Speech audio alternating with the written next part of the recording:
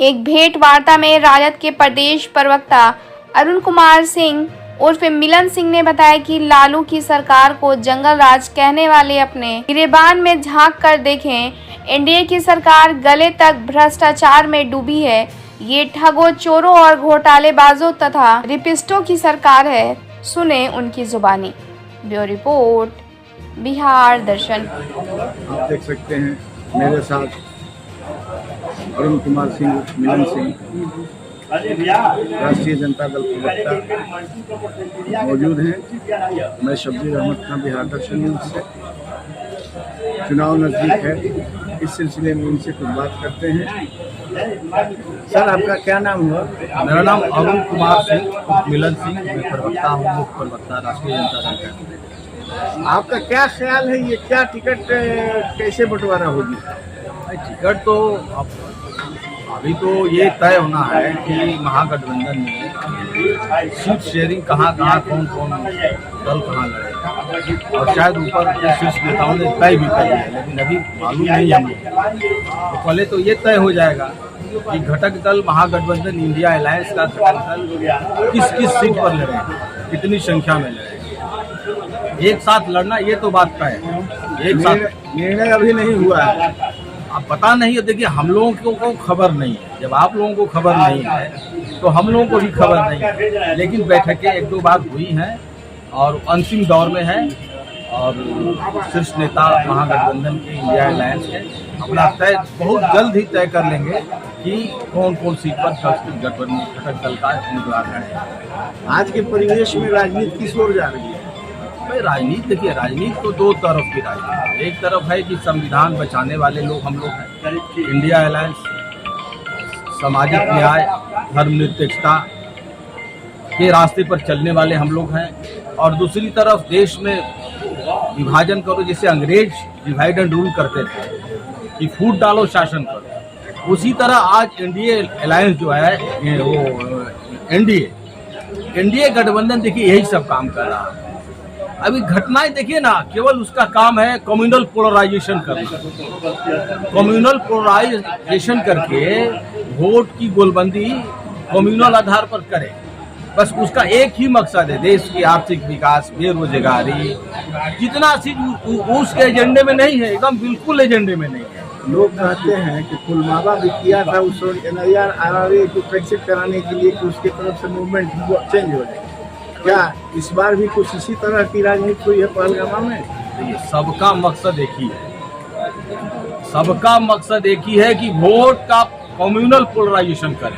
बस एक ही मकसद है, और कोई मकसद नहीं है। देश में भ्रष्टाचार है, बेरोजगारी है, महंगाई है, इस पर कोई ध्यान नहीं है। लोग मर रहे हैं। यहाँ देखिए, यहाँ बिहार में ही डबल इंजन की सरकार है। देखिए यहाँ कितना भ्रष्टाचार है, चरम सीमा पर। बिना पैसा का कोई काम होता है क्या यहाँ पर? लेकिन लोग तो कह रहे हैं कि अल्पसंख्यक कल्याण मंत्री ने बहुत प्रगति किया है कैमूर में।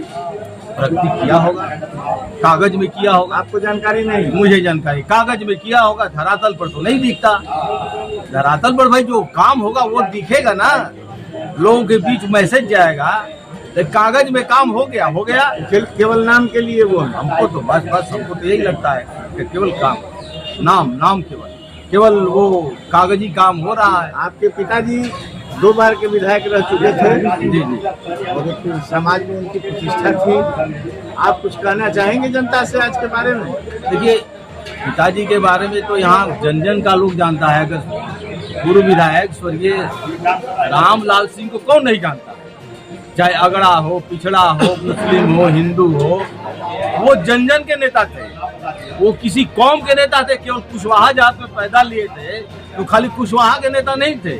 अभी तो देखिए ना, नेताओं को बांध दिया जाता है। किस पार्टी के वो विधायक थे? अरे CPI के थे, कम्युनिस्ट पार्टी ऑफ इंडिया के थे। 1985 में पहली बार वो जीते। लड़ते तो बहुत पहले से थे। तो महागठबंधन में वो पार्टी भी तो शायद है। साथ है? हाँ, बिल्कुल साथ है। अभी मैं तो राष्ट्रीय जनता दल में हूँ, और महागठबंधन में CPI है, CPM है, और आपको माले है, कांग्रेस है।